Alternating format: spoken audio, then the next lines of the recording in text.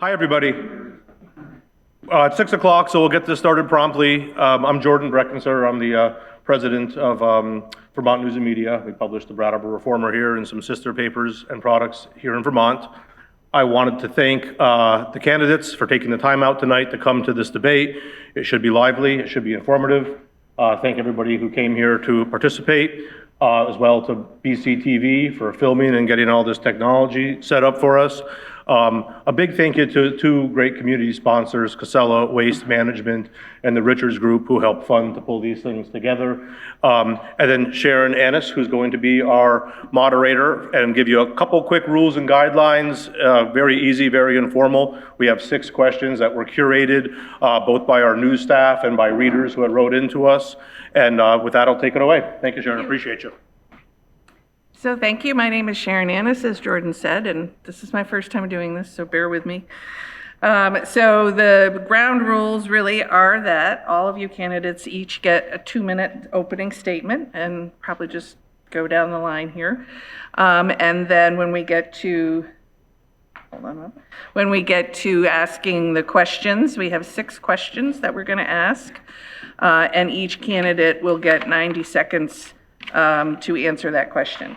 Sort of the ground rules are really basic. It's like going to kindergarten. We don't speak over each other. We give each other the time to speak. And we're civil. I think we all know that. And so Jordan here is our timekeeper, and he has a yellow card. So when you are 10 seconds away from the end of your time, he'll flash that, and then you have 10 seconds to wrap up. And when we get to the longer questions, we will have time for rebuttal and whatnot, but each question is only going to take 10 minutes total for everybody's chance at talking. You don't have to raise to give rebuttal, but you can, and then I'll call on folks. Any questions? Is it 1 hour or longer? It's meant to wrap up in an hour and a half. Okay, anybody else? Okay, so we'll get started with Elizabeth McLoughlin. Thank you very much, and thank you for having this event.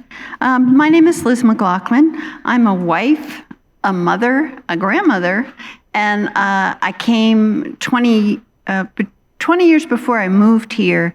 We used to visit family here, and we decided to move in 2007. And my husband and I each have small businesses here, and we've raised our family here.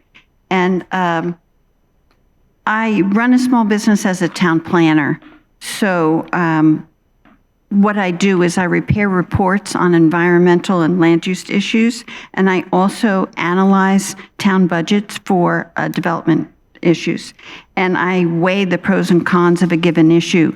That's my profession.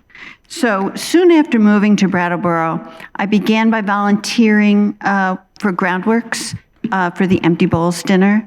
And then I also worked for the board of the drop-in center. And then simultaneously in the town of Brattleboro, I was on the planning commission and the RTM member and the finance committee and the skate park committee, among other things.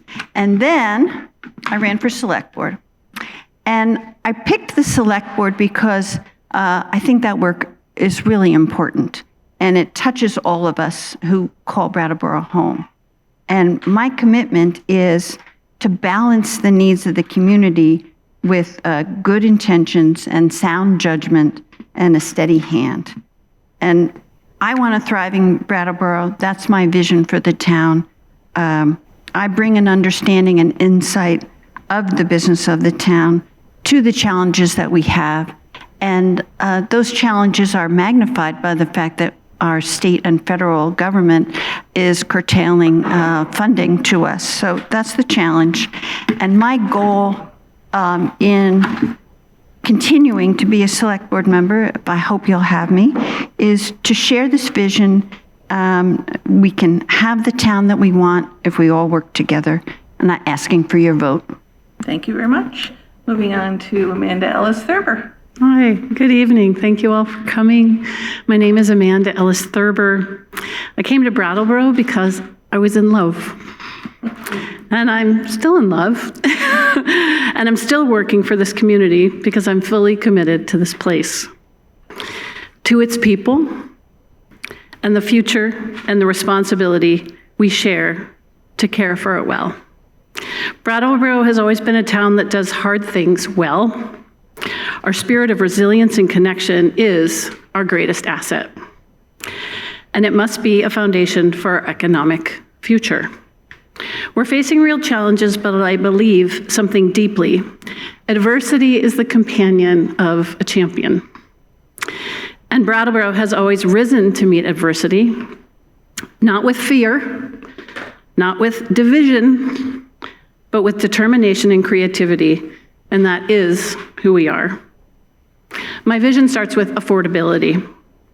Working families, young people, entrepreneurs, and seniors on fixed incomes deserve to live and thrive here without being priced out. That means expanding housing thoughtfully, strengthening our small businesses, community, and making strategic investments that grow our grand list while protecting taxpayers. It also means facing fiscal realities head on. We cannot promise everything to everyone. Leadership requires making tough, disciplined decisions with transparency and long-term planning. But affordability is about more than budgets. It's about opportunity. Our downtown, our creative economy, our schools, our natural environment, and our location along the Connecticut River are real assets. And we're not starting from scratch. We already have the talent, the beauty, and the community spirit that other towns are trying to build. Our job is to leverage those So you're strengths close to the end. You are to attract new investment, support innovation, and ensure that prosperity is shared. Thank you. Mr. Ken Fay. Thank you. Thank you for having us. Thank you for being here. And thank you for watching on TV. I came to Brattleboro 4.5 years ago from Alaska, from about 5 years in Alaska and 15 years in New York City. Those places in New York and Alaska couldn't be more different. And they gave me a very good, wide experiences, both in small towns in Alaska, in the big town in Manhattan, and Queens and Brooklyn. Why I am running is I just like helping people. And if somebody told me, if you like helping people, go into public service, because you can help more people and the most people doing that. And so thus I tried for the legislature in 24, came in last, not surprisingly, since I'm relatively new, and I figured, let me take a step back and go for the Selectboard. I have my work cut out for me going against 2 incumbents, but I remain hopeful. What I like to do is help people, and I think the town can help people in many ways. We have issues, but they can be dealt with if the town is civically minded. I am trying to get as many people to vote as possible. We have a horrible, which isn't unique to Brattleboro, but voter Thank you, Ken. participation. Your Okay. hand.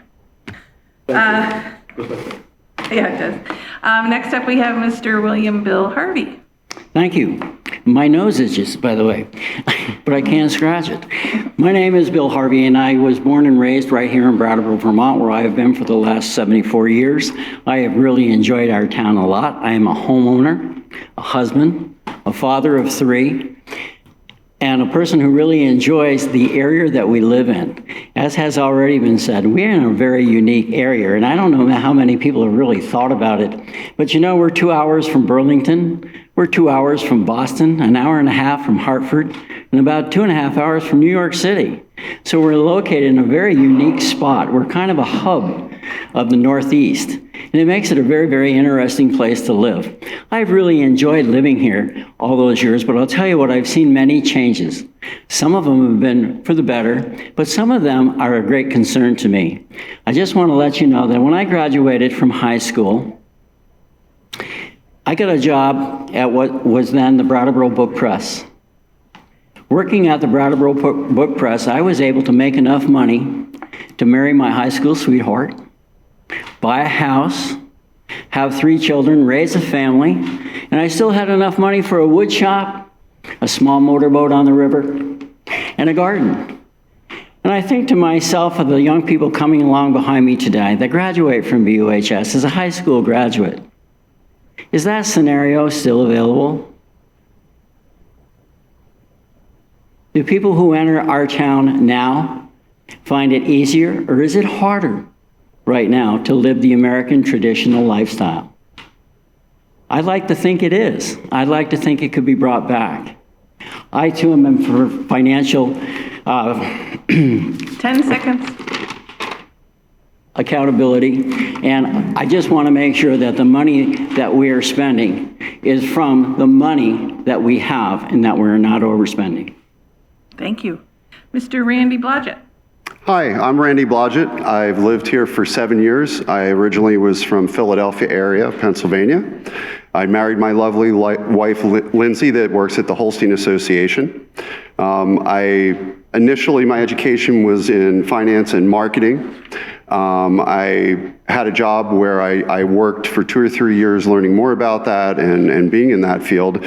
And then I felt the need to open my own business for 22 years that I ran in the tri-state area. After that, a company that was a client of mine, I ended up working for and bringing some new technology, marketing, and a different way in publishing that was in the agricultural world called Holstein World Magazine. My family's also in the dairy industry, as is my wife. They both actively operated dairies in their lifetimes. And I find that that is part of Vermont. There are a lot of my family that have lived here for generations. I believe that as Vermont changes for agriculture, it can also change the economy. In Brattleboro, economic development is the one thing I think we need to concentrate on.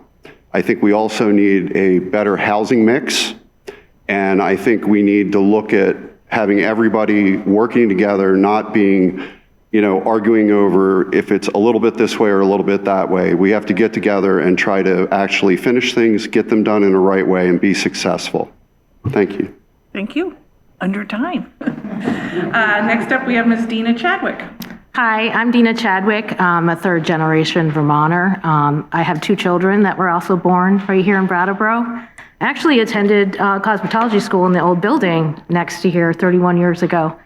What got me involved in this is I saw our town kind of fading away into something that was not what was prosperous for everybody in the community. Being a hairdresser, I have a unique position where I talk to several people all day long. And, they were struggling. They were coming to me with problems. They can't afford this, they can't afford that. There's no high-paying jobs. In myself, I've had to pivot a couple of times, when big industries like when CNS went over to Keene and when VY shut, it was like a big pivot, rebuild your business. Brattleboro needs those businesses back, not those particular businesses, but we need businesses back in this area to help support people to have livable wages. We don't have that right now. We have a lot of $20 per hour jobs that if you could afford a $970 house or living situation, and that's got to change in this area. I have a huge life experience where I have lived in several different neighborhoods in Brattleboro, and I think that brings me to a broad spectrum of my different living situations and living insecurities, and yeah, that's it. Thank you. Thank you. And next we have Mr. Isaac Evans-Frantz. Good evening. To those of you who are observing Lent, I wish you a meaningful Lenten season, and for those of you who are Muslim, Ramadan Kareem. My name is Isaac Evans-Frantz. I was born in Brattleboro Memorial Hospital and grew up in West Brattleboro. My dad had a bunch of different jobs and grew a lot of our food. My mom cleaned houses and provided childcare.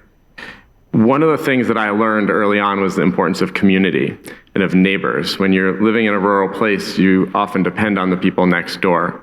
So their neighbors would take care of me when my parents weren't available. We would share meals. We'd stack each other's wood when we needed support with the firewood.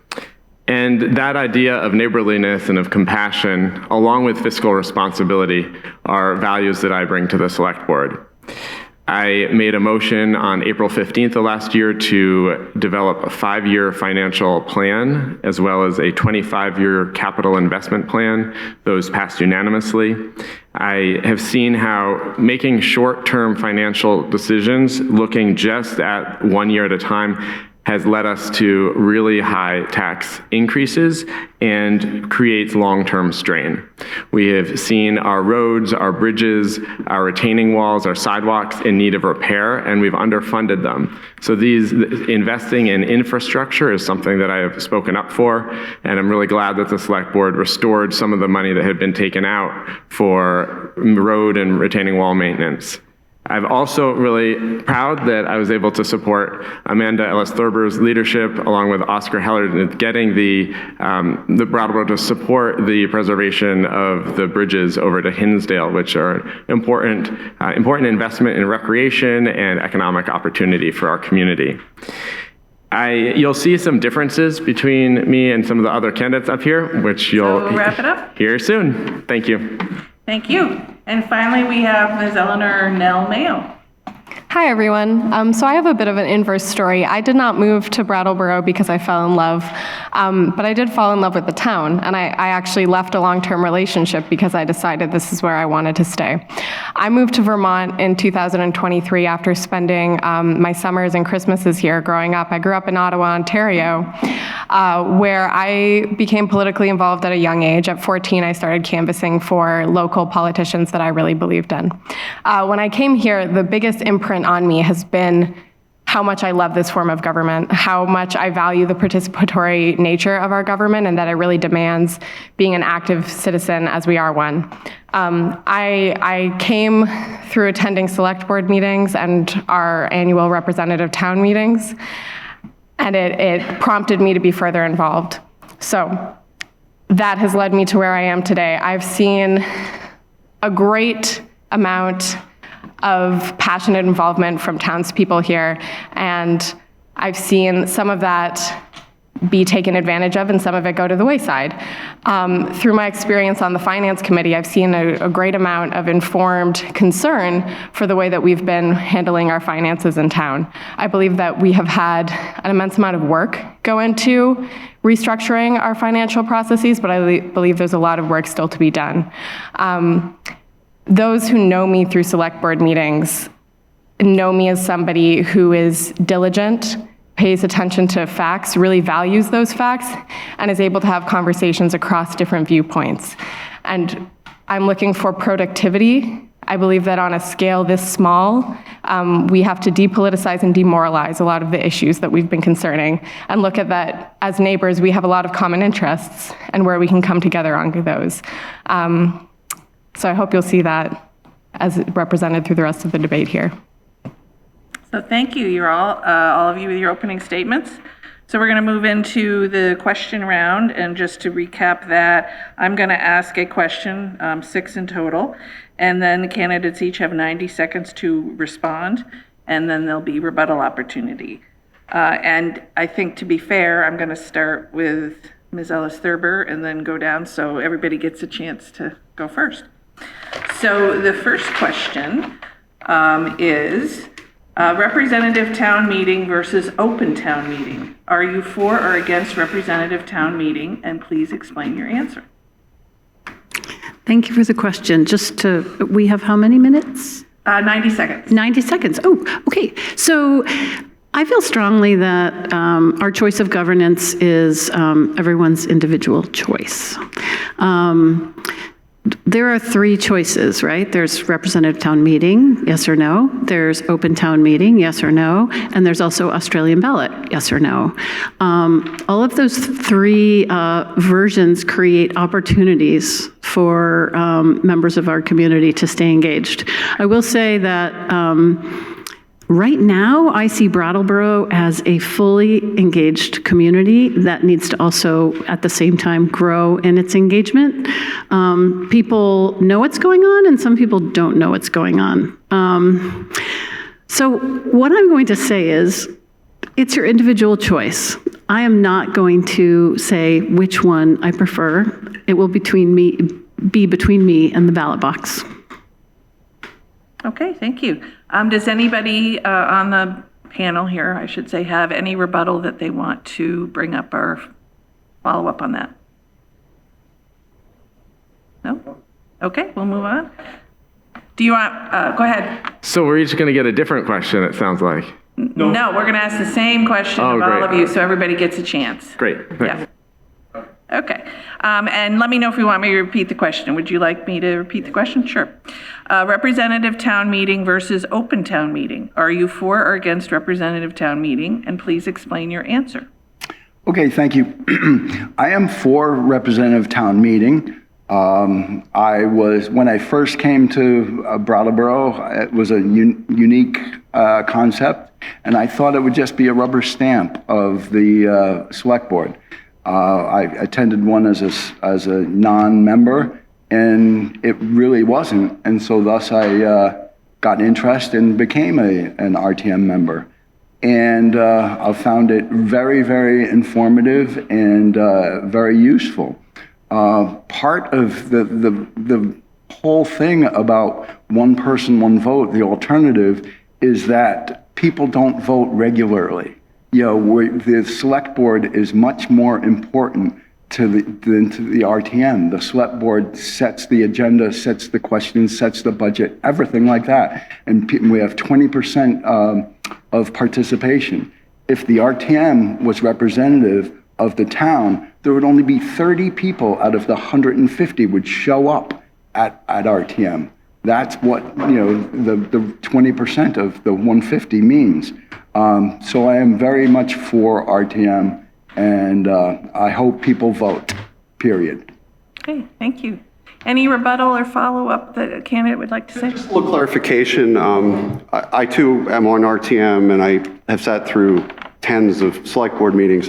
The number of people that show up to vote is a little different than 20%. It's been from 9% to 28, 29%, depending on the year, depending on the district. They're all a little bit different.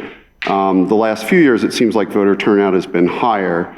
So, everybody should get out and vote is the most important thing that should come out of our democracy, no matter what governance it is. So just a clarification, and that is all on the town website if you go under the election tab. Okay, thank you. Anybody else want to have a follow-up? Okay, Mr. Harvey. Yes. Want me to repeat the question? Sure. Okay. Representative town meeting versus open town meeting. Are you for or against representative town meeting? And please explain your answer. Representative town meeting is really a great idea. And I remember when it first came along, and I remember the reasons why it came along. The interesting part is that when you have a representative town meeting, it should be balanced equally between liberals and conservatives. The way it is set up now, you are voted in as a member of representative town meeting, and quite often it is unbalanced. It is one-sided. So therefore, open town meeting seems to be the better choice at this point because it allows everybody to have a voice and everybody to have input. And it also allows for give and take, questions and answers for why or why not you're voting. Thank you. Any follow-up or rebuttal to Mr. Harvey? Ms. Mayo. I would respond by saying that the division isn't solely between liberals or conservatives. The division should be amongst the actual populace of the town. And so regardless of what those people's beliefs are, there should be an equal representation of who lives here. But we can't promise that that's always going to be a 50-50 split ideologically down the middle. Okay. Anybody else? Okay, Mr. Blodgett.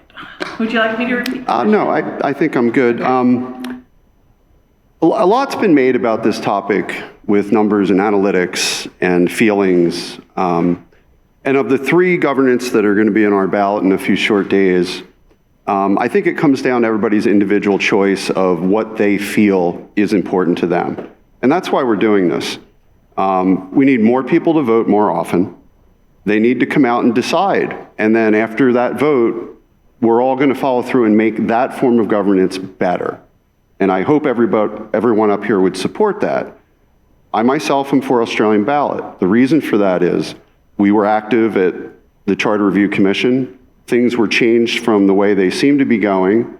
And then we decided to go out and form a petition. And as we talked to people, over 500 people, we didn't turn them all in even, but I think we have close to 6, said, we agree with you. And we want the chance to put that before to vote on it.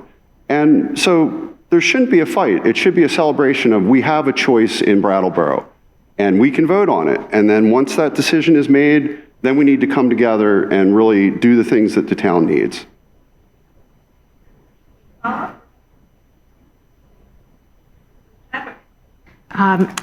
So I just clarification, you're asking about OTM, RTM, and Australian ballot. Want me to read it again, just to refresh you? Sure. Okay. Representative town meeting, RTM, versus open town meeting. Are you for or against representative town meeting? And please explain your answer. And I think the open town meeting would be more Australian ballot. Is that right? No, I take it back. That's why I'm the moderator. Okay. Go ahead. So I'm against the representative town meeting. I was able to be a rep this past year, and I'm not a fan of what happened in that particular year. And yeah, I've been talking to a lot of folks, and I feel like people didn't feel represented at that town. And a lot of times, you know, you look at the list and you don't even know who's on that to vote for. So you don't even know who's representing you. Another reason why I'm against it is because there are several people that are on RTM year after year after year. I've heard of people being on the RTM for 30 years. So people are making decisions for your town for 30 years. There's not a mix. And, you know, I think it's, yeah, that's my thought on it. And I think that if we ended that, we could go to something different. I also believe that people do not like change because it scares them and they don't know what it's going to look like. I'm all for change. I love changing. I love doing some things new because they might be better. Okay. Any follow-up comments from anybody? Okay. Mr. Evans-Frantz? I agree with a few things I've heard. Like Amanda said, this ultimately is your question as the voters about what you want to decide. It's not for the select board to decide what form of government or decision-making we're going to have. And like Mr. Harvey said, Bill, right? Yes. Yeah, I appreciated what he said about the opportunity for questions and answers. I've really appreciated at Representative Town Meeting, as a member of that body in past years, getting to know some of you, which I don't think we would have talked otherwise. And I've gotten to hear your perspectives, which actually were different than mine, and actually helped inform my decision-making on the select board and some of the ways that I see some of these issues from a different perspective. And I want to remind folks that because of the decision last spring of Representative Town Meeting to turn down the budget and the discussion at that meeting, the new select board created a new budget which actually curbed the tax increase. And also we created these financial planning and policies around maintaining certain amount of reserves for our town as a bit of a cushion so that we'll always have some reserve. So I don't think that would have happened if we hadn't gotten that input from Representative Town Meeting. And it is a bit of a counterbalance. In this time when we're seeing nationally a concentration of power, it can be helpful to have have more shared leadership and having as many people involved as we can. So I support some form of town meeting. All right, any follow-up to Mr. Evans-Frantz? Okay, Ms. Mayo. So as a few people have echoed here, the responsibility of a government is to see that the democratic process is followed and honored. And so I think that in that, there's a responsibility to educate and to try to provide people with the most informed decision that they can make. And that would be my response on the surface of somebody with the potential to be representing our town.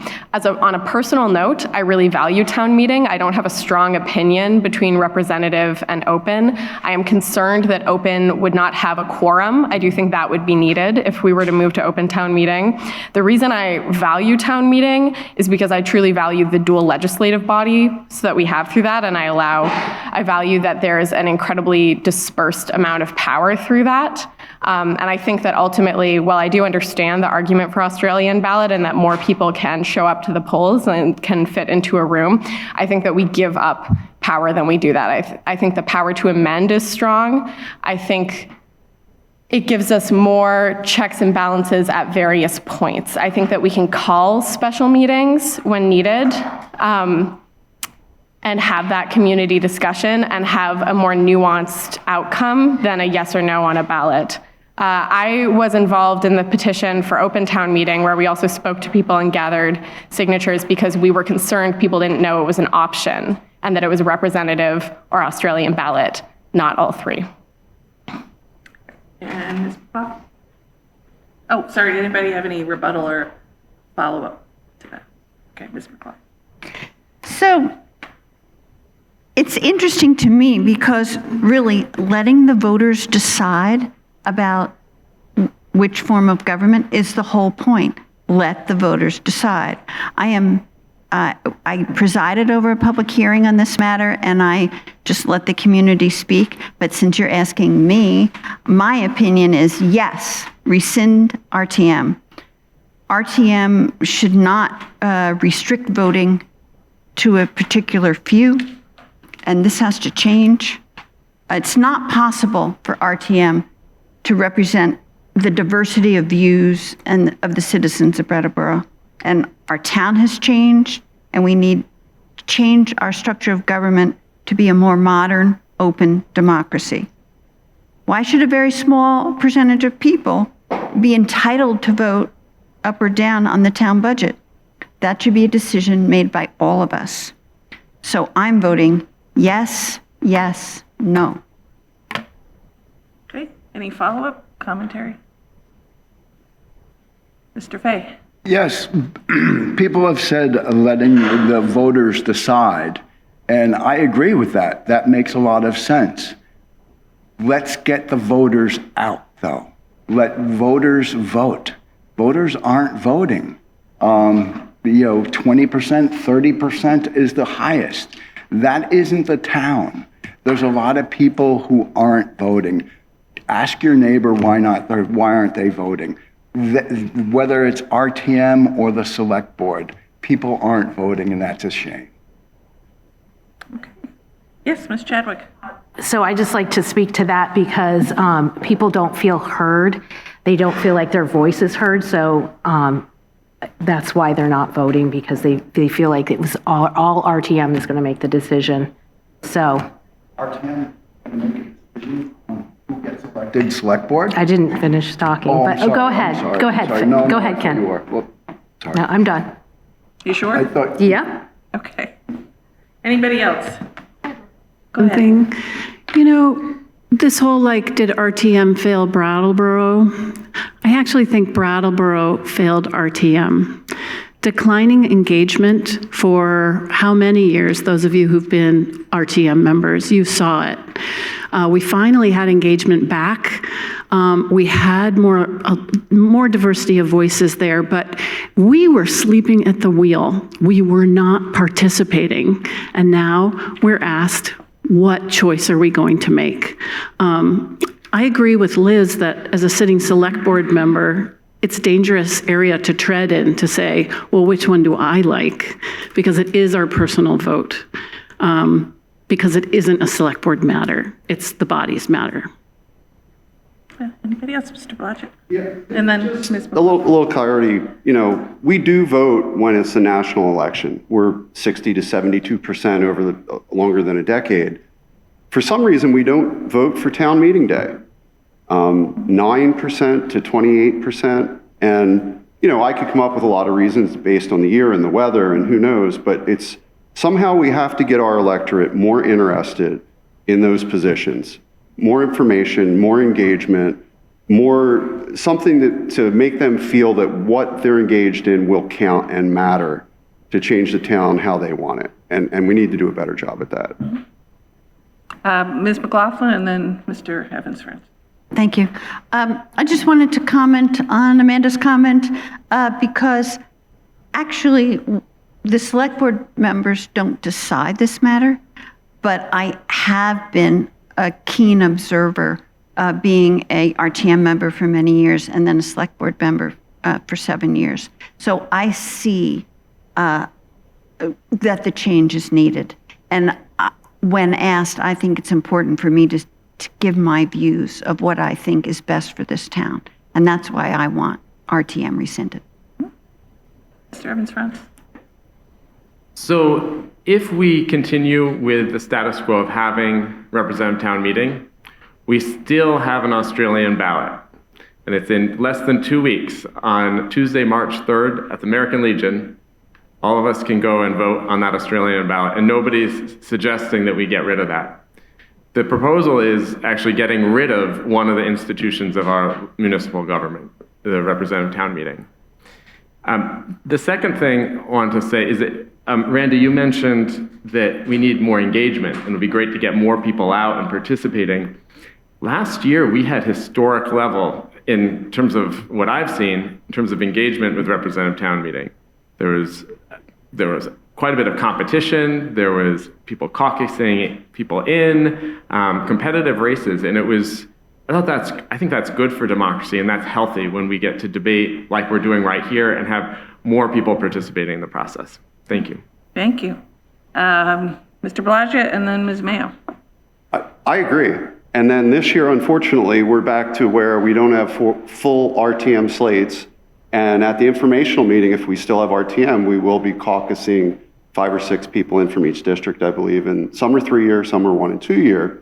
So I think, again, I'll echo what Deena said. People don't feel they were heard. So we need to do a better job to make them feel heard, make them feel that what they want in town, no matter if it's 1% or 90%, at least they're valued. Because democracy will win, but we still have to value everybody's opinion. Ms. Mayo. To the point about involvement, I think that is where I would echo again education. As someone who within recent memory came here and understood and began to learn the rules of participation, and to the point that people feel they're not being heard, I could say I hear that echoed both for town meeting and also heavily for select board meetings, frankly. And I think that we could really do better as a town to show people there are rules. We want to encourage people to come, and then when they come, oftentimes they feel they're beaten down before they even know why they're being beaten down, because they're not following rules they weren't aware were in place. And so I feel that's something we could really improve upon as a town. For the sake of representative town meeting, people don't know they have to take out petitions to get on the ballot. They don't know that there's a write-in option if they didn't take out a petition. They don't necessarily know that they could come and be caucused in. I feel these are things that would really improve the health of our town as a whole, of our municipal government, but it is something that will be a labor of love across many parties. Okay, thank you. Anybody else? Okay, we're going to move on to question 2, Australian ballot. How will you vote on Article 3 for Brattleboro to adopt Australian ballot voting for the approval of things like the general fund budget, major bonding or borrowing authorizations, public questions, and charter amendments? And what is your reasoning? I'm going to start Mr. Fay. I would be voting no against Australian ballot because I think OTM, open town meeting, would be preferable because of the activity, the interaction, and well, I'm for RTM, so if I'm for RTM, then Australian ballot. I don't like Australian ballot. I would if 70% of the town participates in the vote and RTM gets rescinded, I would agree with that. That's what the town wants. If 20% vote and vote that RTM is rescinded, I would question that. That's 1 out of 5 people. And then, if it loses the vote, does that mean the town doesn't want it, or the town isn't, engaged? And we talk about town engagement, and it's oftentimes a echo chamber. It seems like an echo chamber. A lot of people are talking amongst themselves, but the average Brattleborian isn't voting, and they're not engaged, and I think they're blaming RTM when it could be the select board. I don't know. Any rebuttal or follow-up to Mr. Fay's comments? Okay. Mr. Harvey, do you want me to read the question again? Yes. Okay. Australian ballot. How will you vote on Article 3 for Brattleboro to adopt Australian ballot voting for the approval of things like the general fund budget, major bonding or borrowing authorizations, public questions, and charter amendments? And what is your reasoning? I think Australian ballot is better than town representative meeting. But it's also very cut and dried. You're going to get a yes or no vote, up or down vote. You're not going to really get a chance for participation from the town as to their desire, or some things need to be explained more. And I think the opportunity for give and take, for questions and rebuttal, is very, very important. So I would be for that, but I also have to realize that I remember when we used to have open town meeting, and the main issue of that open town meeting was over whether or not we should put an elevator in BOHS. And I remember the many times that the people came out, they voted. There were articles in the paper. They rejected the vote. We went back and voted again. We didn't want it. And it was rejected. And then there was a meeting from the auditorium of BUHS to the gymnasium, and even more people came out. Tons of people came out. They wanted to vote it down again, and they didn't. There was great discussion, and right now we do have an elevator at BUHS. But the fact of the matter is that Brattleboro has changed a lot. It's much more receptive to the people in town. There's not that authoritarian attitude, so I think open town meeting would be very acceptable. Okay, thank you. Any rebuttal, commentary, follow-up? Okay, Mr. Blodgett, do you want me to read it again? No, I'm good. Thank you. I appreciate it. I'm going to be voting yes, yes, no. I'm for Australian ballot. And like I said before, I believe everybody has a choice. We're doing these 3 ballot choices so that the town can decide. And then, like I said before, we will make the best of whatever one is chosen. There also is an article that was submitted to the Commons and the Reformer, and it went to all 3 of the ballot discussions, people that brought them forward, that I hope everybody will read in the next few days as they get published, to educate, explain. Everybody gave their viewpoints because there is still confusion on that. But I will be voting for Australian ballot. Okay.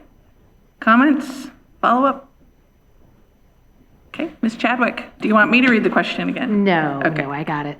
I will be voting for Australian ballot by Australian ballot. Imagine that. Back in the day, we weren't able to do that, and we can move forward with it. I just feel like people are so divisive, and we live in such a cancel culture right now that if you don't agree with what your neighbor says, then you're going to be boycotted. We live in a community that is built on small businesses, and we can't be doing this, people. We can talk with our neighbors. We can figure out what we want for our community, broaden it out there. People aren't stupid. If they have a chance to vote, they'll vote. And that's that. Okay. Commentary, follow-up? Mr. Evans-Frantz. I plan to vote no on the Australian ballot, but I will say that whatever option we choose, I think that we can continue to have civic participation and really good discussions as a community. I love the history of town meeting. We have had this institution for hundreds of years in Brattleboro and around the state of Vermont. It's been such an important part of our community. It provides oversight over the decisions that a small group, including myself now and the select board, make. And we have seen on the select board there has been procedural maneuvering, there have been use of emergency powers to get certain political aims and agendas advanced. And representative town meeting is a body that can debate and discuss that and bring in more input. And I really appreciate the work of the representative town meeting finance committee, which I'm glad to see a few of you members of that committee right here, because that body is able to come up with recommendations and feedback on the town budget in a very objective way, in a way that brings together people from different political viewpoints, but that's able to really give us some valuable feedback and input, which has helped me as a member of the select board. So I would be very sad to see that representative town meeting finance committee, which Nell actually serves on, I'd be sad to see that committee go. Thank you. Any follow-up questions, commentary?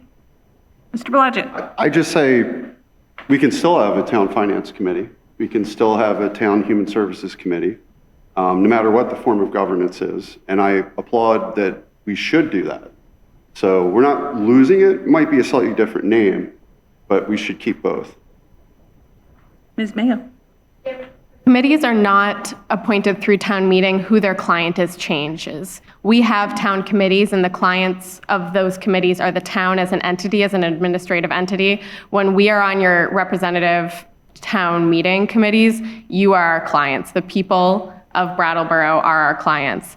And so we've actually seen some divisiveness through the charter revision commissions, reviewing how these committees would be appointed. When they had the committees interviewed, I'll say we, because I'm actively on the finance committee, we said that we wanted to be appointed by Australian ballot. However, there has been sentiment that the select board would like to appoint members to those committees.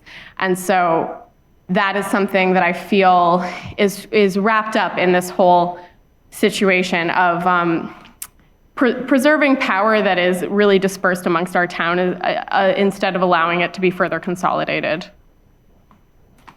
Mr. Blodgett. I feel that the form of government we have, if that does occur and we don't want it to occur, we can change it. I will help you get a petition. I will go and knock on doors. The beauty of our governance is each form has a way to make change. There isn't any locked-in mode. We need 470 some signatures for the 9,700 and some voters approximately we have. So if we don't want that to happen, it doesn't have to happen. Okay. Anybody else? Mr. Fay? Since I've been here, there's been talk about a vocal minority and recently of a silent majority. And to me, those are terms that have no basis if people aren't voting. You know, if people vote, then there's a majority and a minority. Right now, it's basically hearsay, I think. You know, who wants what, where, and how. People don't vote. Get out the vote. Anybody else? Okay, I think, go ahead. I share your sentiment with getting out the vote, 100%.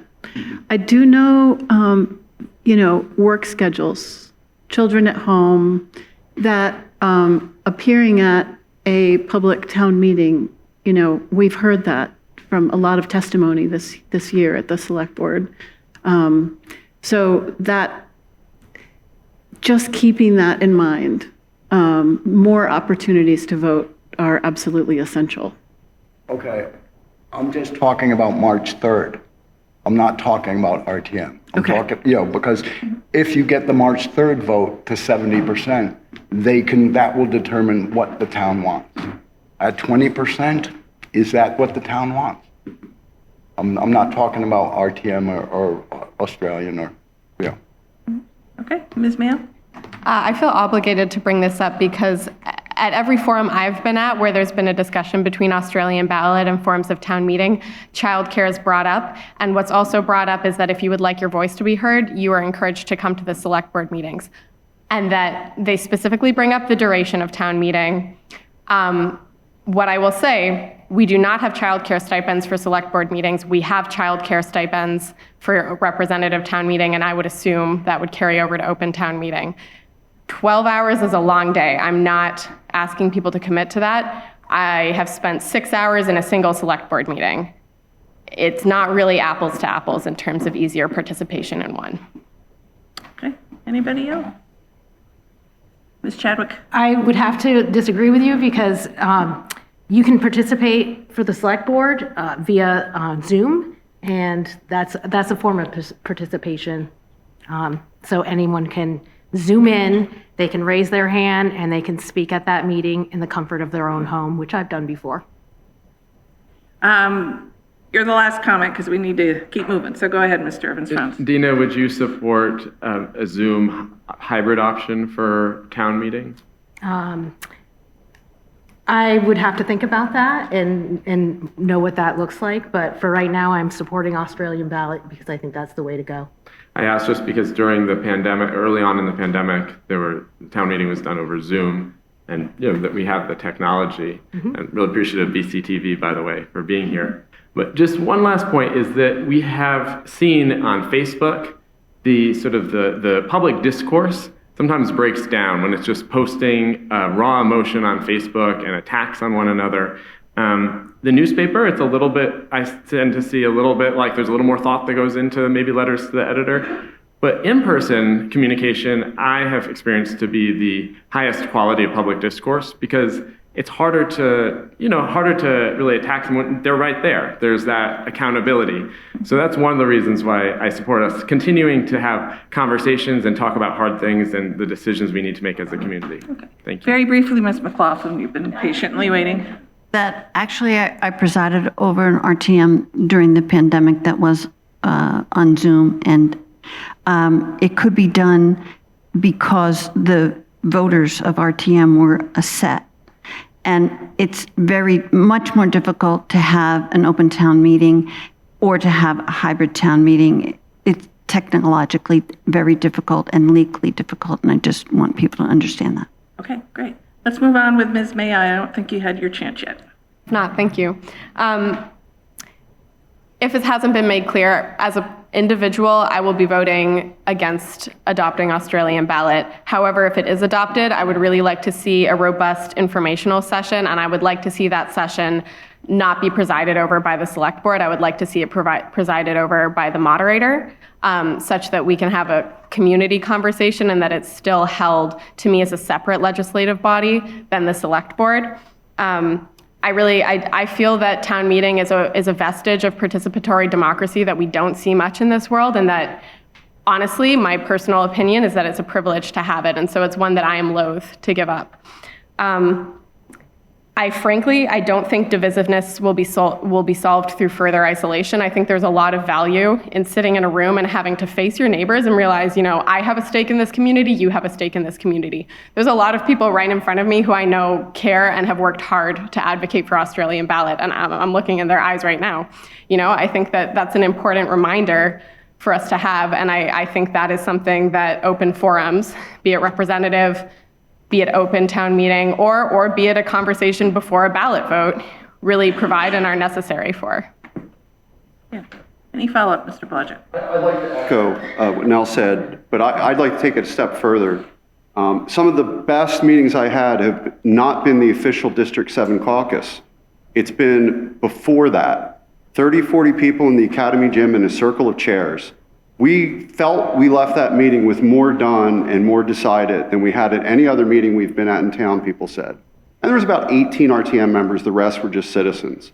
So I would like to challenge the community to offer a monthly meeting, a quarterly meeting, still keep the caucuses, even if we don't have RTM, so it's more neighborhood oriented to start, or some combination of both. I think it's very important, and we need to keep that, going so that people are more informed. Okay, anybody else? Ms. Mayo? To respond that there are community organized district meetings. I am aware that District 8's meeting is this Saturday from 1 to 3, and District 9's meeting is on the 24th. I'm unfortunately unaware of when District 7's meeting is. Anybody else? Ms. McLoughlin? I just want to comment that as far as I understand, only some of the candidates have been invited to that caucus. Yeah. We're going to move to the next question now, although not everybody had their chance. Oh, we didn't? I'm sorry. Yeah, I got two more people. I'm so sorry. Oh, okay. So Ms. McLoughlin and Ms. Ellis-Thurber, and then we'll move on to the next question. Go ahead. Great.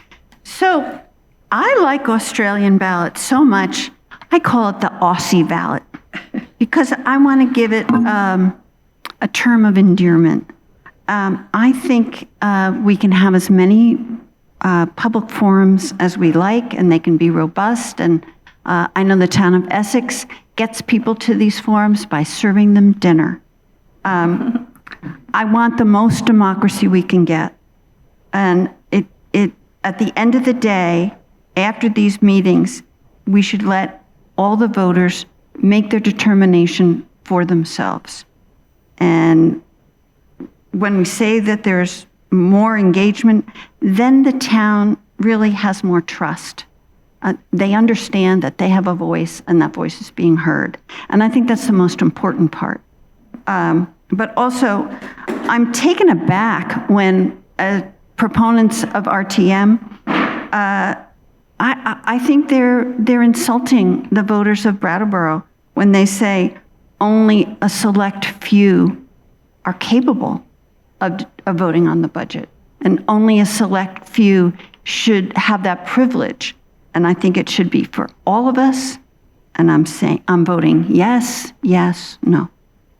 And I'm just going to push forward because we're a little behind. I have a little bit of time, and I just want to say how sweet it is that Amanda's husband and daughter and her daughter's knitting, and my husband and daughter are here, and she's knitting too.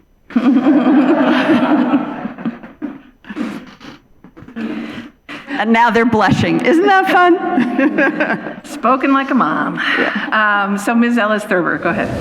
Thank you for lightening the mood. That was really good. They'll get us on the way home, just saying. First of all, I want to applaud the organization of the citizens who both made the Australian ballot petition, the open town meeting petition, because what that proves to me is the time is now in terms of our engagement as a community. If the body votes for Australian ballot, we have momentum. We have Randy's idea. That's a great idea. We have other ideas on the table to inform our citizenry, to be able to ensure that an Australian ballot vote is going to be attended to. And then my hope is that our engagement continues. But that takes the work of all of us, right? To reach out to younger people who've moved to the community, to new residents, to get them on board on Randy's idea of the caucus, for example. I did, full disclosure, sign the petition for Australian ballot. I had neighbors bring it to me and was like, yeah, let's try it.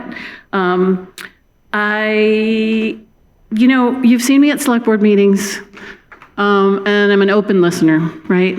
And I still believe it is everyone's decision when they enter that ballot box how they're going to decide. So still waiting on me. Great, thank you. So I'm just going to move on to question 3 because a wonderful talkative group, but we're trying to meet some deadlines. So this third question is a 2-part question. I'm going to read both parts and ask you to address both in your response. So it's titled Downtown Vitality. The first part of it is, what specific steps would you take to support small businesses? Part 2, what is your vision for Brattleboro's economic development over the next 5 to 10 years? And I'll start with Mr. Harvey. Yeah. That's 90 seconds for both answers. Yes. Great clarification. Thank you. This is the challenge series. It is a challenge because when I think about downtown, it's quite often that we'll go downtown and we'll see a lot of just black storefronts where businesses have moved out. And I think that what we need to do is to bring back in to the town of Brattleboro things that the people need, can afford to buy, and won't be going out of state to get. I think one of the answers to this question for downtown, and this is going to be very controversial, I'm sure, but we have a town bus, and we pay taxes in order to have that town bus. And one of the things the town bus does is pick people up and give them free transportation to our neighboring state to spend their money. And I don't know how you feel about that. There can be both sides of the issue. Obviously, if you go to the neighboring state where they have the large chain store, they can buy their goods for less. However, there's only so much money to be spent. And when they're spending it out of state, they're not spending it in state. And I think that's one of the answers. Recently, we had one of the greatest stores that we could have in the town of Brattleboro, I'll say it, Sam's Army and Navy, is closed. And you have to ask yourself the question, why did it close? And so can I have my 90 minutes for the second and seconds for the second question? Unfortunately not, I'm sorry. Okay. So- Any follow-up Oh, sorry. to Mr. Harvey's statements? Yeah. Only a point of clarification in that what the town actually contributes to the mover bus is a very small portion of its funding. And so we as a town do not have that influence to be able to control their routes. But I believe that it's a great sentiment to how we can incentivize people to support what's local and vibrant here. Ms. McLoughlin?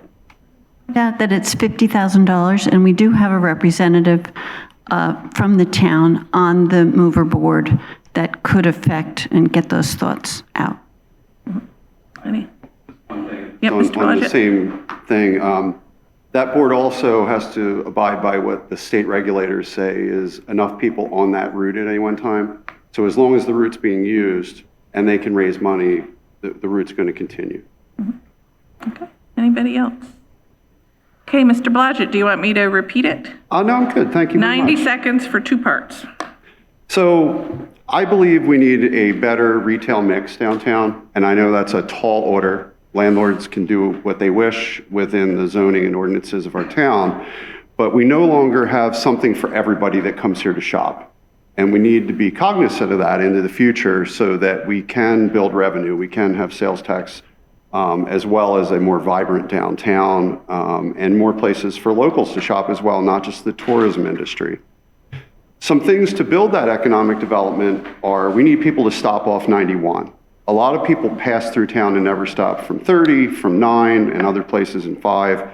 But, you know, if we had anchor hotels, anchor restaurants at each exit, it would be a reason to pull people from 91. And there already has been economic development talk about that, just no follow through yet. That's going to take a lot more work. But that would be a way to bring them to town, stay overnight, and then the DBA and other organizations, the chamber, could look at ways to work with to pull them from the restaurants or hotels to downtown for events and more things that are the culture and charm of our great town. Okay, any follow-up to Mr. Blodgett's statement? Mr. I Harvey? agree with him. I'm going to ask him, though, whether or not he would agree to signs on 91 indicating that we had those kind of facilities. I know Cracker Barrel at one time wanted to come to Brattleboro, Vermont. They wanted to put a place on the Putney Road. But when they found out that they couldn't put any kind of an advertisement on 91 for people to stop, they pulled out. Would you be in favor of people being able to advertise? I have a little different way of looking at that. We're very close to the Massachusetts border where they do allow signs. And there could be a very well, put together campaign as you're approaching Vermont to stop at exit 1 for this, exit 2 for that, and exit 3 for even more fun. Great answer. Anybody else? Okay, Ms. Chadwick. Can you repeat the question? Yes, thank Yep. you. Part 1, what specific steps would you take to support small businesses? Part 2, what is your vision for Brattleboro's economic development over the next 5 to 10 years? Okay. So I had the opportunity to go downtown and I talked to a lot of the merchants down there. I talked to Taylor for Flowers that have been there for 51 years. And I think we need to look at the businesses that have stayed there for a long time and what they're doing right. So I think we need to talk to those people and support them. One of the things that I heard a lot repeatedly is parking. I think that parking could be done a little bit different. I know that's like controversial and everything with downtown. And I know that the DPW has worked really hard at trying to get that up and running. But we need to give discounts to the merchants that work down there to be able to park, because they're paying a lot of money to park, and they feel not supported by the town. So that would be step one. Step two, downtown, I really support the opening of the bridges downtown and developing paths. And I think that would draw people into the downtown area a little bit more. Maybe get Vermont Country Deli to move downtown. Right, that joke worked. Okay, and so like I said in my opening statement, we really need jobs in this area. I know BDCC has got this big grant, and they're working on developing a place up on Putney Road, and I've got the yellow card, so I will stop. Okay, thank you. Any commentary, rebuttal, follow-up for Ms. Chadwick's statement? I agree with what you said about parking. I was just talking to folks downtown, business owners, and they were saying, they really miss, and we've heard this on the select board, they really miss free parking on Sundays.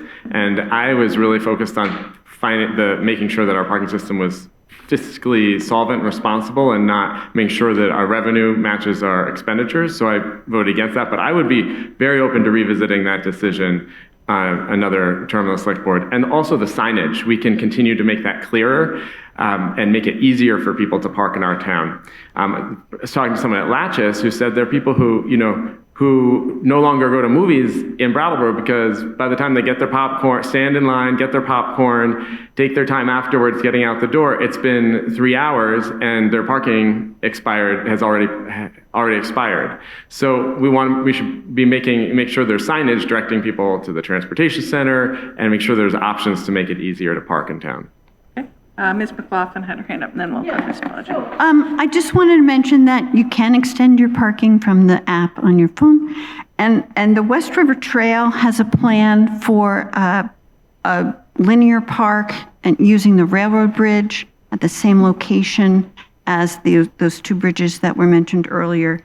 And it's a plan with a waterfront park tied to the museum. It's a very nice plan. It's very easy to approve and get built. Okay, Mr. Blodgett. In talking to the merchants of town, the good idea with parking, to echo what Deena said, they talked about being able to merchant to buy a token. And if somebody purchased something from their store, they could use that for future parking. And it could be a digital token with the app. That can be done. I've developed software, and I'm sure we can look at that. Some way that if you are acting and helping merchants and the vitality of our town in the long run, it's a thank you for shopping in Brattleboro, and I would love to see that enacted. Okay. I'm going to keep things moving, Mr. Evans-Frantz. You want me to repeat the question? That's okay. Okay. When I was speaking with downtown merchants, they spoke about two things. They said, keep BRAT, the Brattleboro Resource Assistance Team. It's been very useful, very helpful. They've also said, make parking easier, better signage, some free options on the weekend. In terms of economic development, housing. And that's why I made a proposal that we have housing be one of our top priorities for the select board. And at our summer retreat, the board adopted that. And I will continue to advocate for creation of more housing. We need to invest in infrastructure, our roads, our sidewalks, our retaining walls, and keep our town in good shape so that we can stay connected. It's important for the economy. It's important to keep our families connected. And finally, public transportation helps people get to their jobs, helps them get to the grocery store, which is money back into our community, and it helps people get to doctor's appointments and schools. So I will continue to support the small amount in our budget for that. And finally, affordability, because if people can't afford to live here because the taxes are too high, then that's not going to be good for our local economy. Thank you. Okay.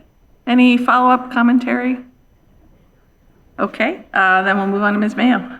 So many points, really excellent points have been brought up here. I'm going to try to focus on these questions, and I'm going to speak from the perspective of a young person, because we really need more young people here. And frankly, as someone who catch me on a different day in a different outfit is, alternative. And frankly, that's what makes Brattleboro cool. It's what makes Brattleboro appealing. It's why people drive down here from 2 hours north for house shows that go on here. And we are known as an artistic town, and we're known as a streets art town, that kind of thing. And I've seen a lot of really amazing artists in Brattleboro who have either briefly maintained a storefront or who participate in the First Friday Gallery Walk, but they can't afford the Main Street rents. And so we need something that's tenable for the property owners, and we need something that's tenable for what's really appealing in our town. I would question if maybe we could pivot from our recent usage of the revolving loan fund back towards economic development, towards something that could be collaborative between those two groups. And also, we need those people to be able to last through the gentrification that we do frankly need to bring in the money that we're trying to get to pivot away from property tax reliance for our budget. I really want to shout out what Deena said in her opening statement about affordability here, about service workers here. I'm running out of time. But those people don't participate in the local economy because they can't afford to, and so they've created their own alternative underground one. Thank you. Any follow-up, Mr. Blodgett? Just one thing I'd like to echo you brought up that was great was, we have a tremendous farmers market every Saturday in West Brattleboro.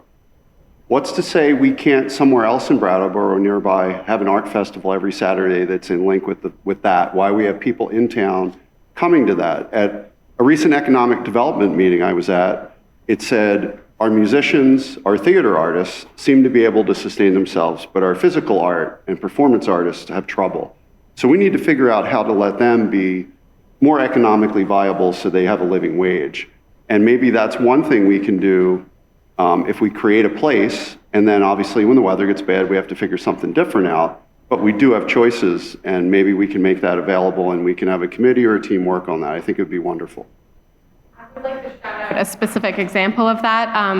There's a local artist and photographer, Esla Disler, and so there was an amazing collaboration between himself, I believe her name is Miss Kim, who owns the property, and the Downtown Business Alliance to allow for a lower cost entry to have an art market across the street from the Sam's Holiday Art Market. There was an amazing collaboration between all of them. The artists were able to participate at a lower rate than the Sam's market fee. The DBA was able to cross-promote, and the landlord was still able to get some kickback for graciously offering their property.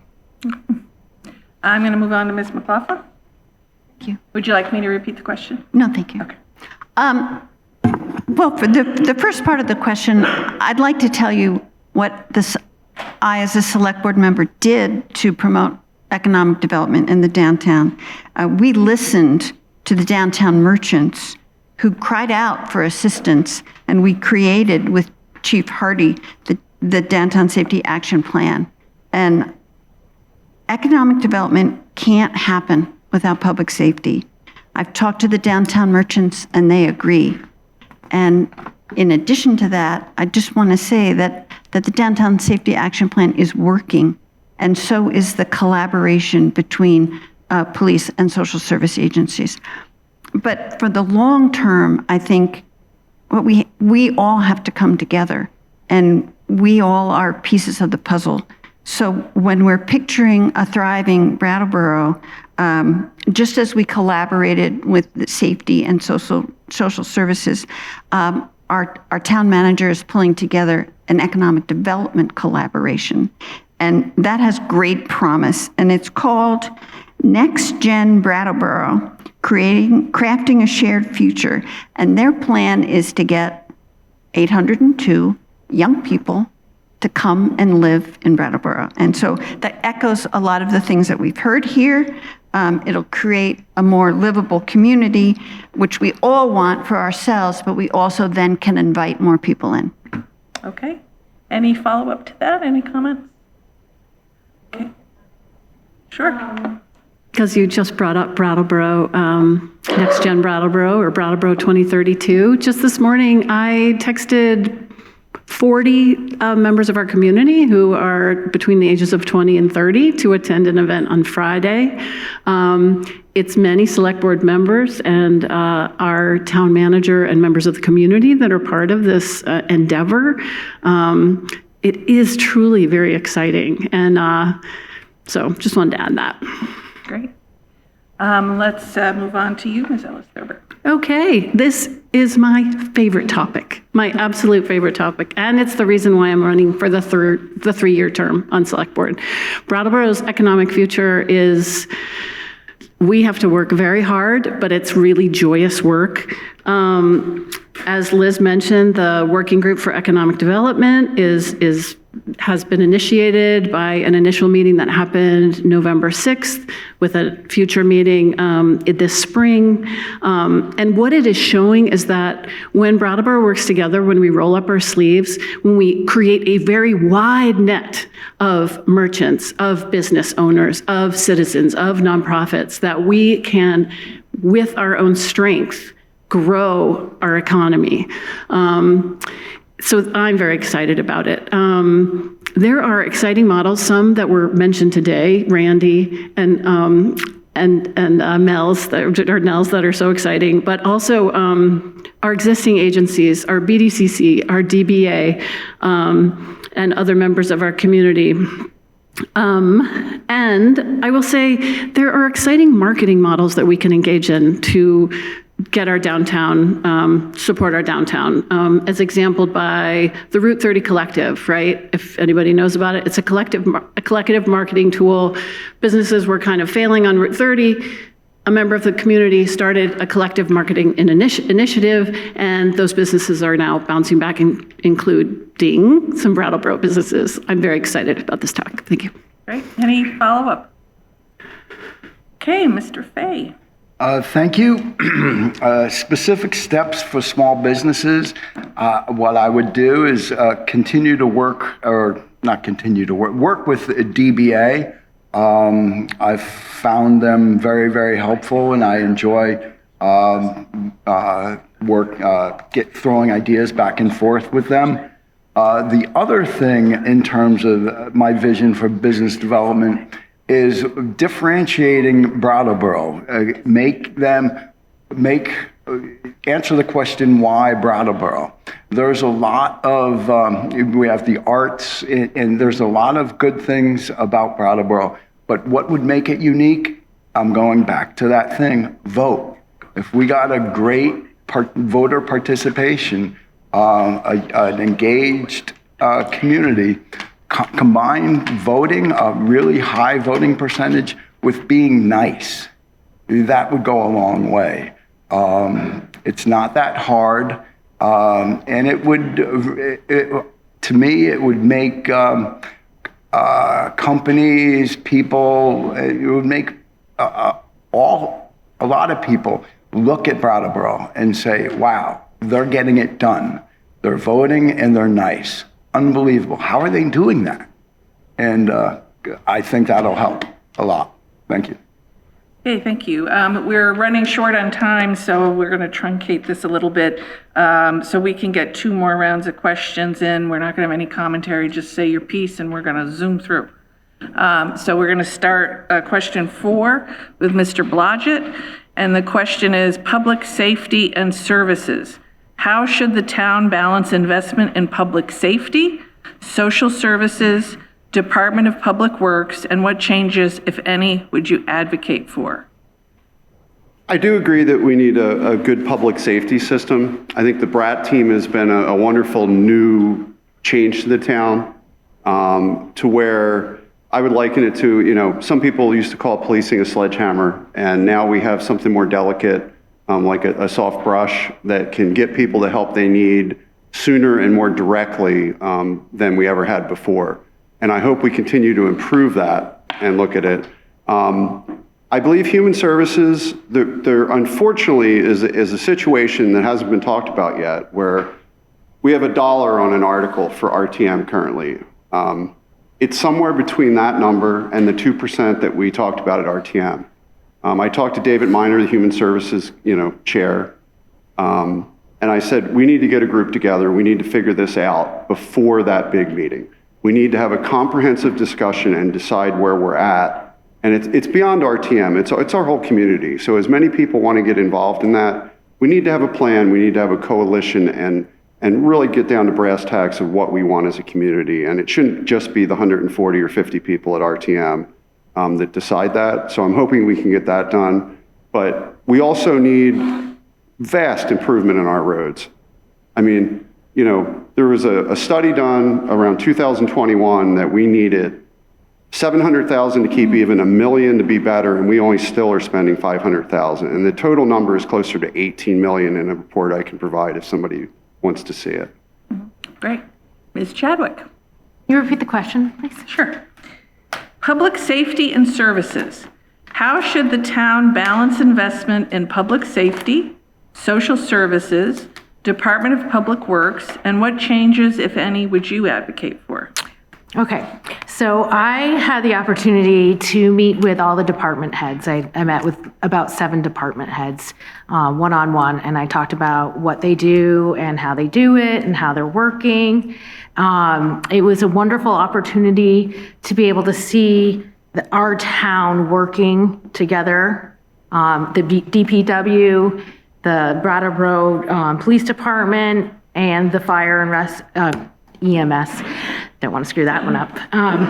So yeah, they all work together, and you know, even the library, they work together with them, and it's like having human services all together, wrapped up in our town employees and our department heads.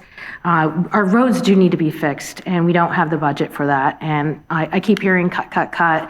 I hear, let's take 5% off of, you know, the biggest budgets. And that means, that'll mean no good roads. Bye-bye that. You know, bye-bye Brat team. Bye-bye all the things that we all are talking about how wonderful they are. So I just want to caution people when they blanket cuts across that way. We need to support our town. Okay. Mr. Evans-Frantz. There's no inherent conflict between compassion and order, or between financial responsibility and public safety. We can actually address all of these concerns when we do so in a way that's inclusive and when we plan ahead. One of the things that I really was glad that we were able to do was to invite staff of for the folks from the police department, from Department of Public Works, from the fire department, to come and speak along with people who have been unhoused in our community, who have lived in encampments, and service providers, to have a conversation about how we can improve the process of encampment removals and how we can make it work better for people. That's been that when we actually can listen to each other and have conversations and make sure that everybody who is affected by decisions has a seat at the table, will make better decisions. We can support human services and human service organizations modestly in a way that doesn't break the bank. The Selectboard voted to completely eliminate that funding, not a dime for those organizations, after the electorate had voted to have at least 1% of the budget be for human services. Now, I don't think deciding on a percentage of the budget is necessarily the best way. I think we could do this more sustainably, but we need to follow what the electorate, what the voters want. And finally, public safety is essential, and we can do this in a collaborative way. Thank you. Thank you. Ms. Mayo. I would say that some of these services impact the others. For instance, as you know, both Deena and Randy have echoed here, and Isaac, the infrastructure that largely our Department of Public Works is responsible for, that affects our emergency services, it affects their vehicles. It affects in some ways, social services. If you're thinking about access to the library, if you're thinking about the targeted populations that need more assistive help.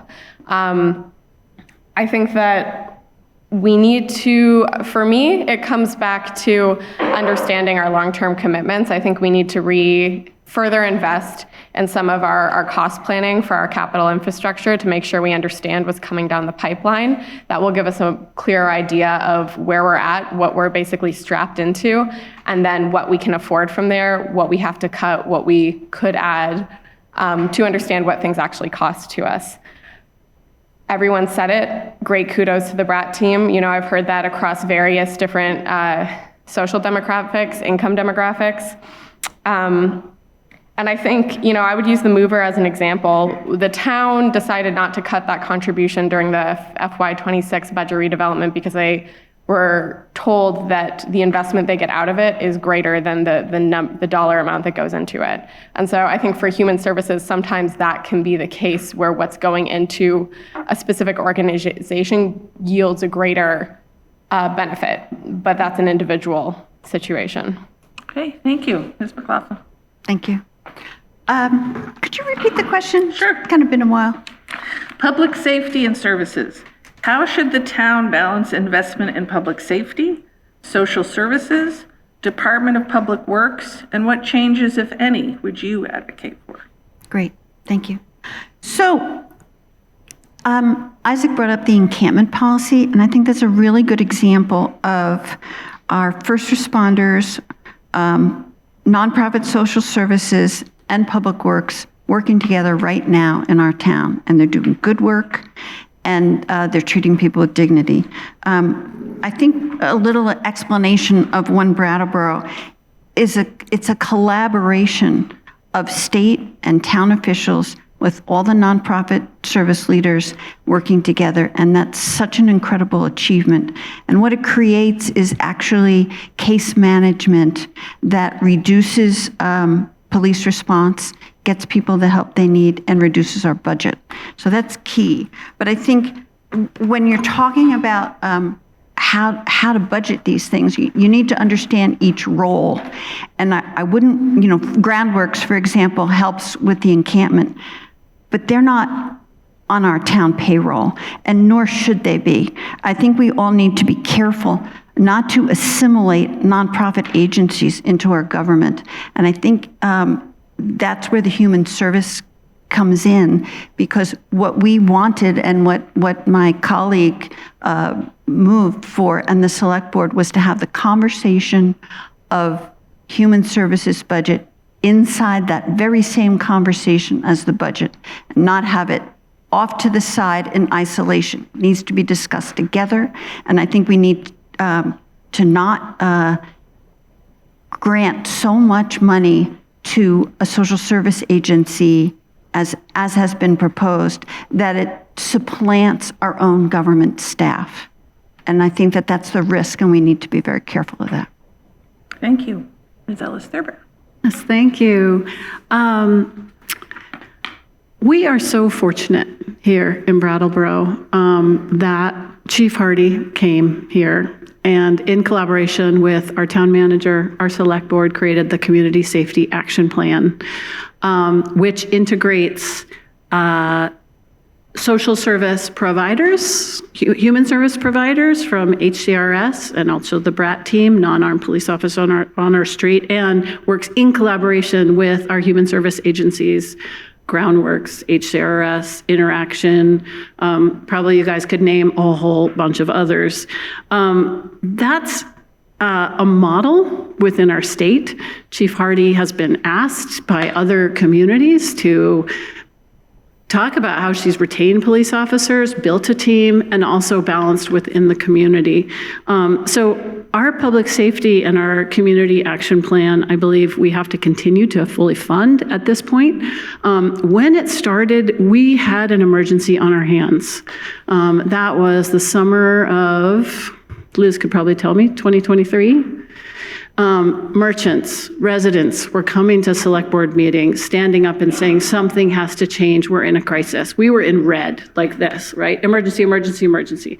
We're not there anymore because of this awesome plan. Maybe we're like here, but we got to keep working on it. We have to keep funding it at this point so that we can get to somewhere that's better, where we can open up to this economic opportunity, which we were saying. Our social service, One more sentence. our social service providers are awesome in our community, and without them, we would be an oarless boat. Okay. Mr. Fay. Yes, most people have made some great points.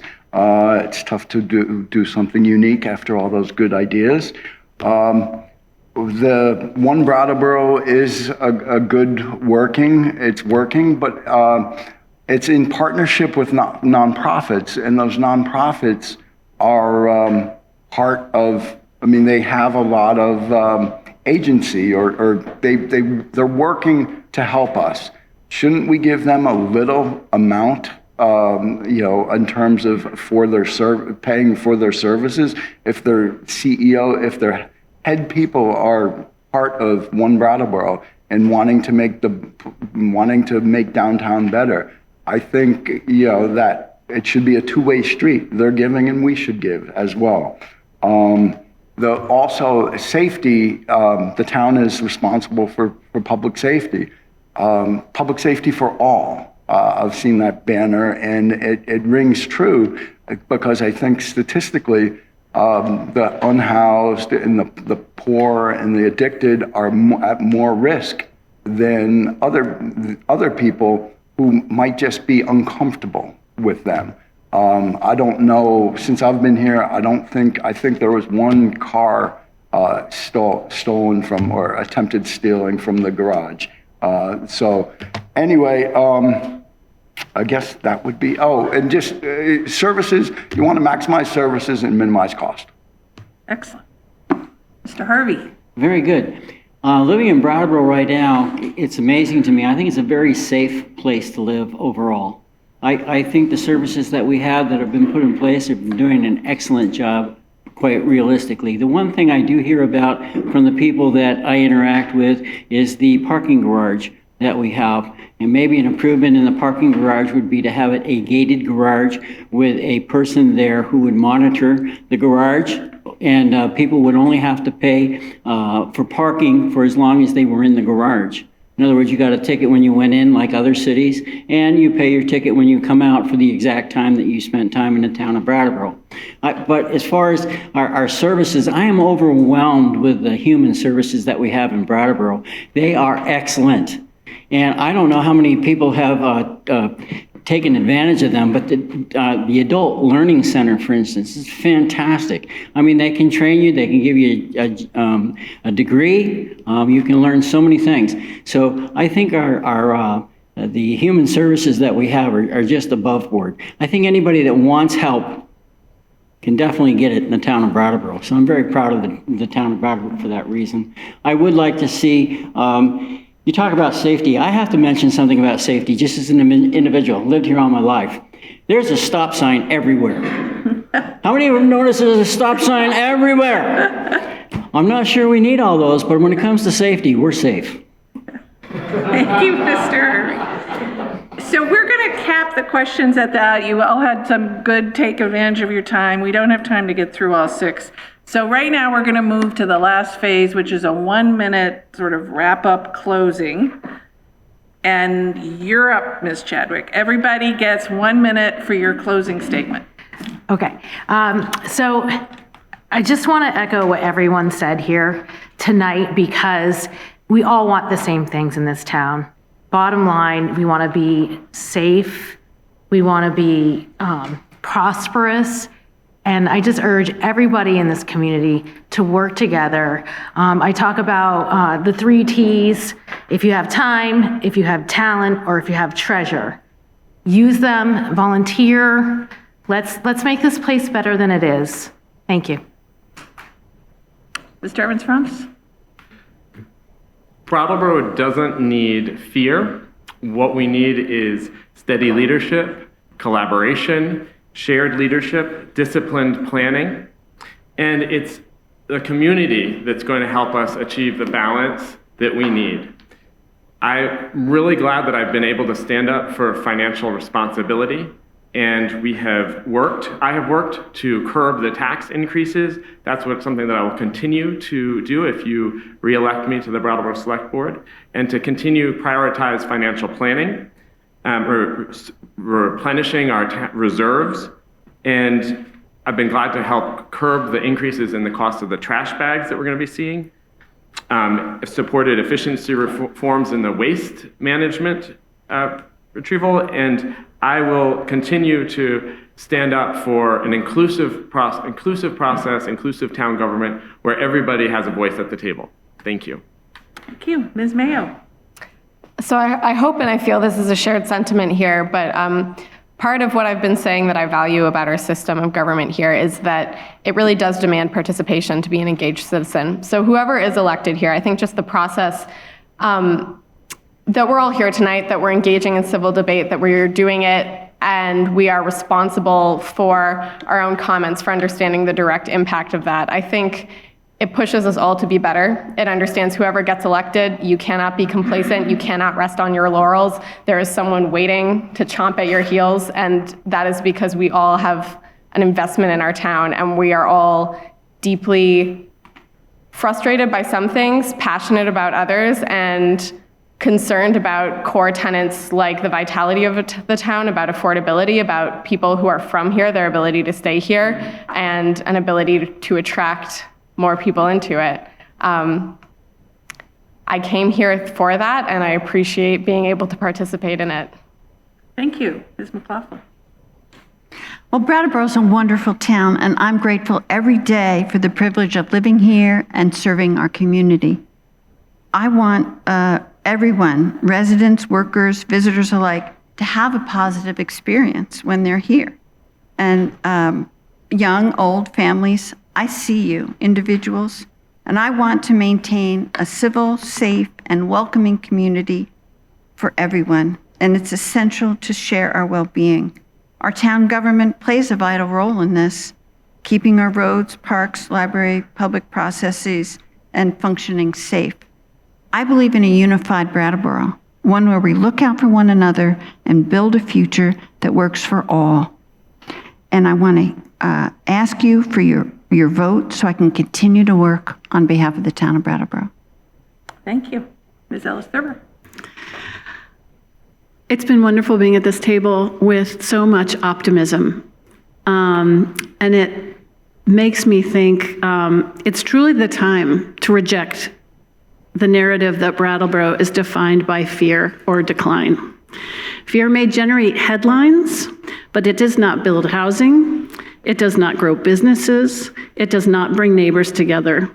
I believe in collaborative leadership and listening. The work is about all of us. Strong community connections between neighbors, between government and local organizations, between businesses and residents, and open, respectful dialogue are what our future depends on. The moment is now for fresh leadership. The moment is now to grow our economy. We're looking at 3 years of possible change.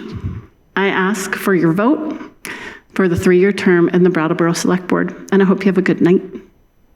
Thank you. Mr. Fay.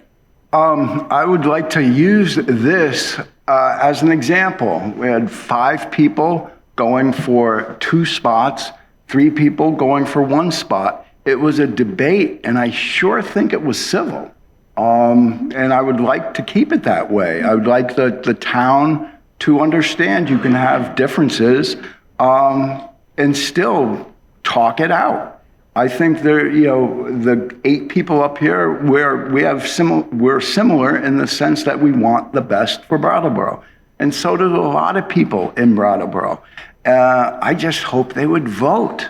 I'm beating it to death. But really, I think voting means a lot. You can then say majority or minority. Right now, it's a nebulous term. And be nice. You can disagree and also be nice. Thank you. And vote for me. Or vote for just vote. Thank you, Mr. Fay. Mr. Harvey. Yes, I would like to say that mainly I'm for fiscal responsibility. I think that's the main thing that I'm running for the board seat. I believe in growth. I think that we need to bring into our area trade and skilled manufacturing jobs where a person can get a trade right out of high school, can learn a trade. I think it might be interesting to note that at Webb here in Brattleboro, where people pick up their plumbing supplies, they did a survey to find out what the average age of a plumber was in the town of Brattleboro, and it was 48. That should give you pause. We are an arts community, and I think that that's wonderful that we are an arts community. We do a fabulous job, but I think that we also need to bring trades back into our town if we're going to exist. The other thing I'm for, affordability, opportunity to make a living wage. There's a lot of manufacturers out there who are providing that, and we need to bring those manufacturers into town to better our tax base. And accountability, I believe in result-based tax spending. If you're going to spend money, we need to see results. Thank you. And finally, Mr. Blodgett. Hi, I'm Randy Blodgett, and I'm running for a one-year seat. I'd like to earn your vote. I also would like you to vote. I would like you to bring your neighbors to vote. They are the most important things we can do in our town. I also am for a robust economic development in this town. I was appointed by the town manager as the economic development volunteer consultant. I still hold that position. I am for strong housing with a strong housing mix for a vital economy. I believe in financial transparency and financial efficiency. We can do better with the money we have. I want to build on our excellent culture and social climate we have in town. The change I want is in addition to making that community already better and using it more effectively to build our economy. The last thing I'll leave you with is, please love your neighbor. Please go home, always interact and check on your neighbor. Love your neighbor, love Brattleboro. Thank you, everyone. Thank you. I'll let Jordan have the last word tonight. Oh, sure. Thank you all for coming here. We had to kill 2 of the questions, but you guys had a lively debate and hope there was some great takeaways, and we appreciate you all showing up here tonight. Be well. Thank you. Thank you. Yep.